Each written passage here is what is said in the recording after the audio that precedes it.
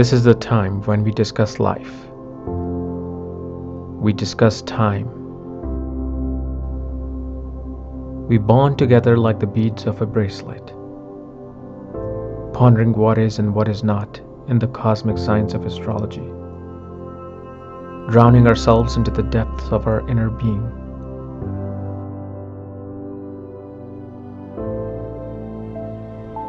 And cutting through all boundaries which holds us within the limits of our karmas, burning our own ego to see what is beyond the smoky veil.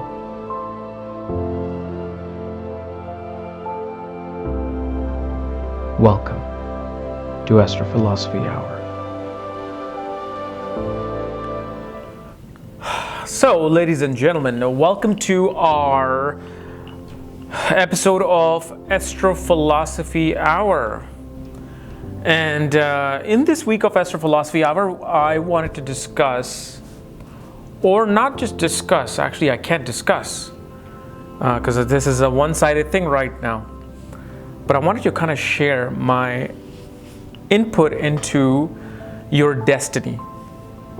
Okay, and this is nothing practical, this is more metaphorical. Because as you saw by the title, you know, like what is my destiny in this life, number one. Number two, what is the meaning of life? Number three, what's my legacy like? And like I get a lot of questions. I want to leave a legacy on this planet. How do I do that? Okay, so that's what we're going to discuss. So I don't want to be the bearer of bad news, and at the same time I don't want to sugarcoat anything in this particular video. This is raw, this is real. Okay, I shoot raw. This should be called raw astrology. Is that I'm sorry, but there is absolutely, first of all, no destiny. For you as a human being, there is no particular destiny that God wants you to fulfill. There is no mission that you've been born for. There is no reason to leave a legacy in this life.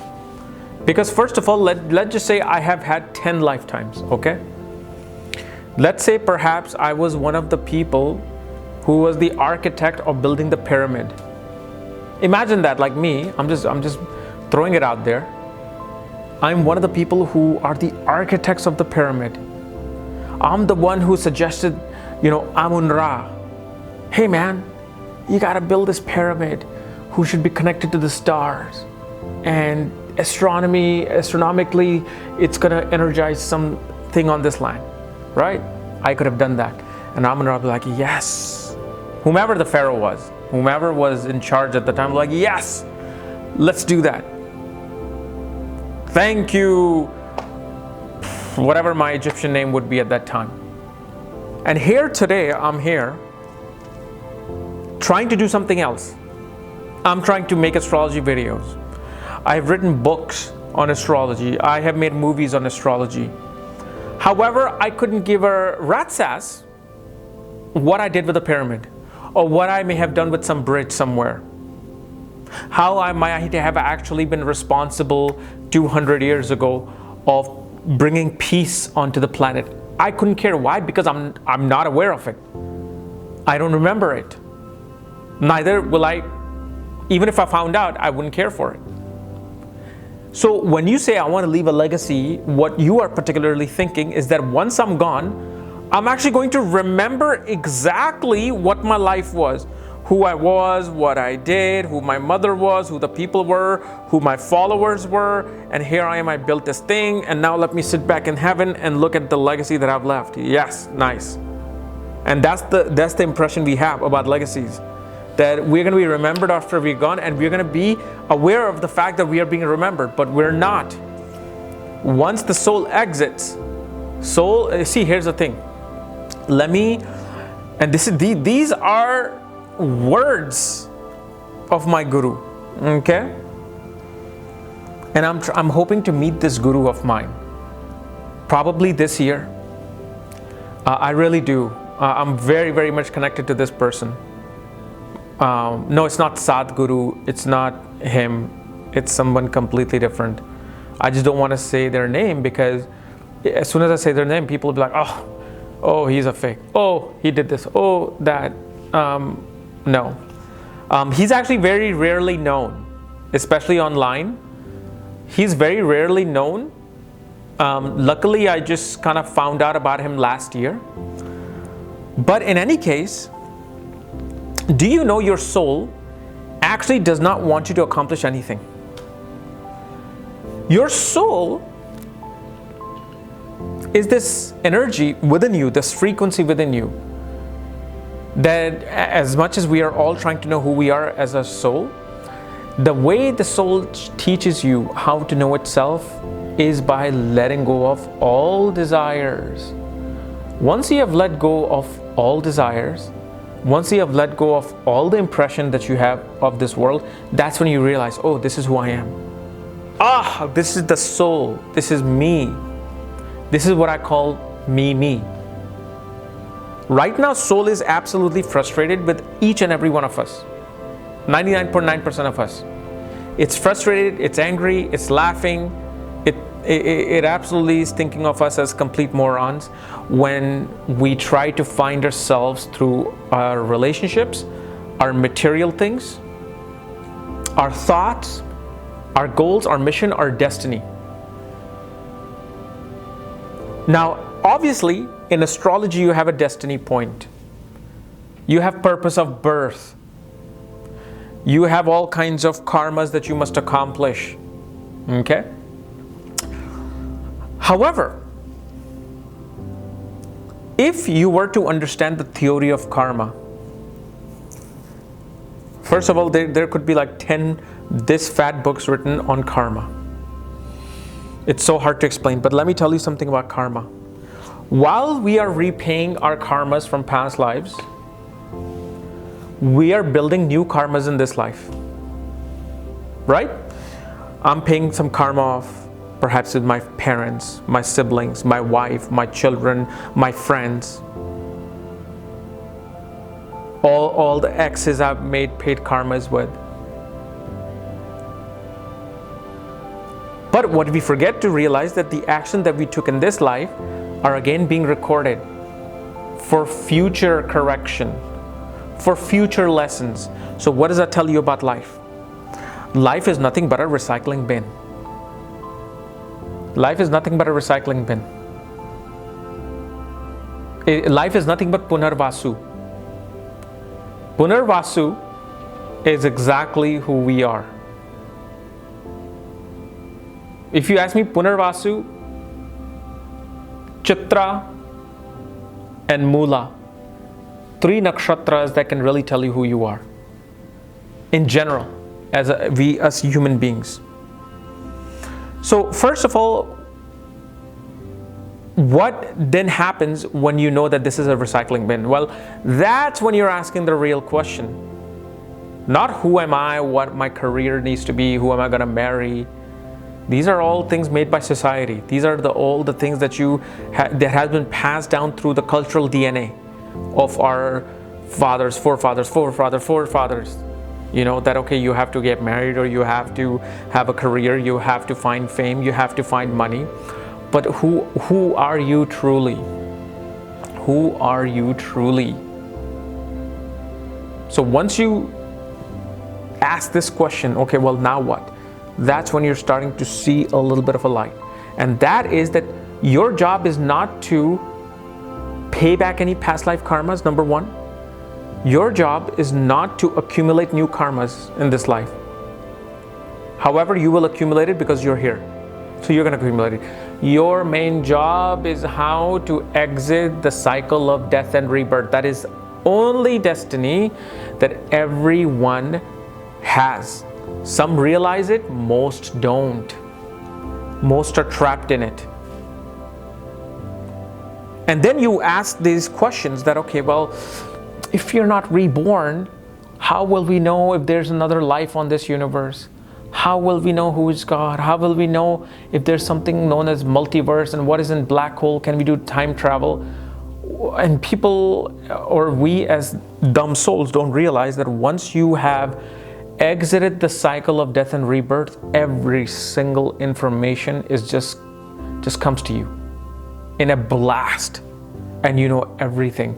And once you have this mastery, you know how certain masters come down to take rebirth, and they do miraculous things, kind of like Nityananda. I'm not talking about the new Nityananda. I'm talking about the old 1930s. I think he was born in 1887, passed away in 1961. Nityananda just wore nothing but a dhoti around him, bought gold from the water, healed people, healed cancers, made somebody walk. And yet he had no care about his own wealth, he was just on a footpath somewhere. But he literally made the entire village wealthy. These type of souls that are reborn, that have mastered the ability to be born for some reason, they know what everything is there. They're able to transform from time and space. If you hear the stories of the Nityananda, and who is this oh my God, this one saint who's like really fat, and I think he's known for even defecating on a shivling. I forgot his name. He was actually Yogananda. Yogananda met him as well. These people, you will meet them at one spot. You will travel for 6 hours in a car. They'll be sitting at some spot right there in front of you. These people have mastered all these things. So the reason why I'm saying this is because these are the things that we have. We're like, oh my God, what if I die, and what if I don't find answers to these things? What will happen to my grandchildren, great-grandchildren? What will happen to this world? What's going to be the next iPhone 50? Will I be alive for iPhone 50? What you don't realize, once you exit the cycle of death and rebirth, you will know iPhone 1 to iPhone 1.2 million. What the technology would be, what is it going to do? Because you know why? Exactly what is happening right now with internet, iPhone, okay, social media, it has already been done over and over and over and over again for probably, I would say, trillions of years. It is just the same thing repeating. And that's what we need to realize. Whatever I am saying to you right now, I must have said it 1 billion times. Because there's dimensions working. So we're recycling until, like they say, Vishnu is up, the universe is up. When Vishnu goes to sleep, the universe gets destroyed and it recycles again. The only ones who don't get recycled into this system are the masters who have left, and they only come back just to teach something. So when you say, well, what is my destiny in this life? You actually don't have a destiny, and neither you should. The more you go towards fulfilling some destiny, the more you're going further away from the truth. The minute you realize that there should be no purpose, no, you don't need to discover E equals MC squared. You don't need to be the first person to bring out a touchscreen iPhone. These are all ego-based interactions. And universe does not care what you discover and what you do for humanity, what you do for the planet. Once you go to that higher place, you will realize that universe does not have a mission for you to do. Even if you're Mother Teresa saving lives, the universe does not care if you do that or not. Universe is silent, like Buddha. Buddha is actually the greatest, closest thing to God. Buddha and the ways of the Tao are the closest thing to understanding God. Like if Buddha is there, like imagine Buddha was meditating, you go in front of him, you curse at him, you sing to him, you tell him your physics theorem, you pour lava on him, you put hot water on him. But guess what Buddha is going to be? Buddha is going to be Buddha. He's simply going to be like this. eyes closed, nothing. That's what universe is. We don't understand this. When you see the photograph of Buddha, that's pretty much how the universe is working. An absolute indifferent and an absolute silence, absolute detachment. And once you have that realization, that's when you will find the greatest of happiness. See, the reason why we don't find happiness most of the time is because we have set some goals for ourselves. Well, at this age, I want to have this house, and I want to be married, and I want to have children, and I want to have this luxury car. I want to have this much money in my retirement account, and I want to have this much money in my investments, and I want to travel the world, and I also want to climb the Himalayas, and I want to, travel all the 7 continents. Once you set all these things up, now you're trapped. Now you're trapped. You're going to have to be reborn. You know why? Because now you've set a desire within you. You've set a desire within you, and once that desire is it becomes an imprint upon the soul. Well, once the soul goes out, like, okay, well, I need to fulfill desires of my avatar now.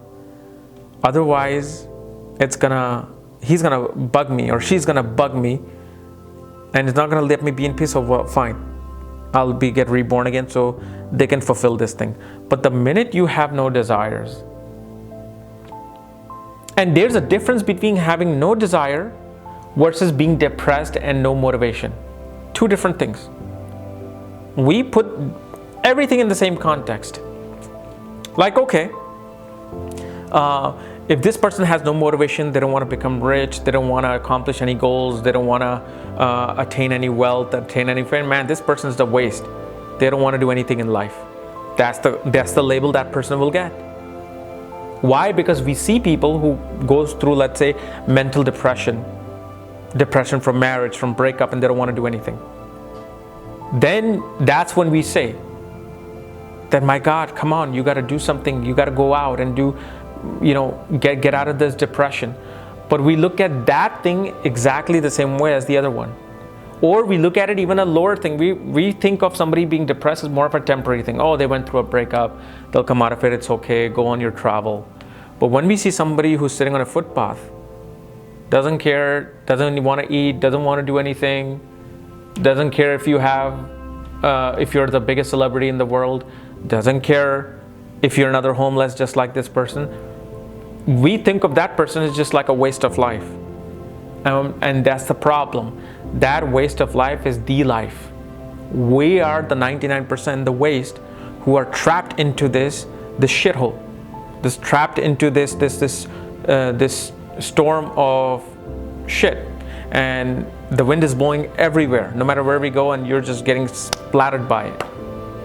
So you have to understand that having no destiny, no goals, no desires is the only key for you to find answers to every single thing that you want to know.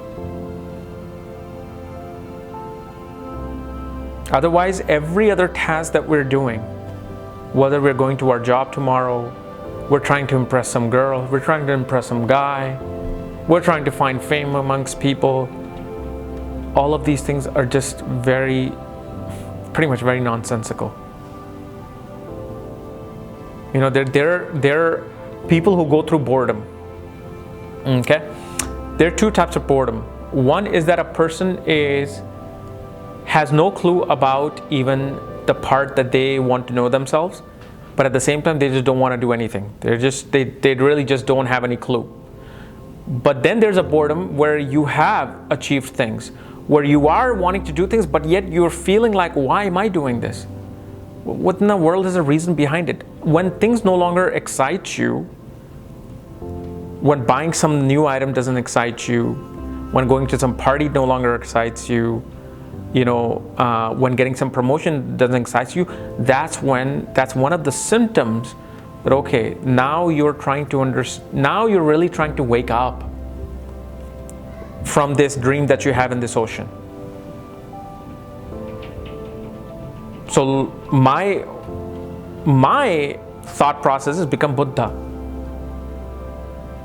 which is pretty much how God operates. No matter what happens, somebody can come and slap you, same, content.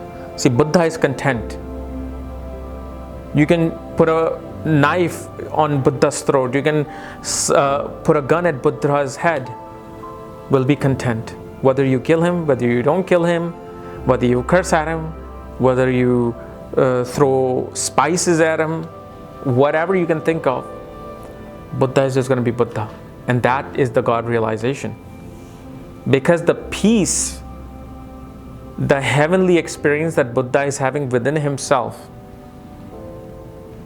nothing outside can bother him with. You know what happens? You know what it feels like when you experience enlightenment? Like when you have all the 7 chakras open. I'll show you. I'm not an enlightened person. I'm the least amount of an enlightened person. But imagine you're sitting in a meditative state, okay, and I still know that I'm looking at this level. I know I'm sitting in my body. My body's like this. But suddenly what happens is, when these chakras are open, when your wing, see the way spine is shaped, it's like a wing. It's like a winged angel. The holes in the spine, okay, have this light that goes through, where suddenly you will feel like you're going down the elevator.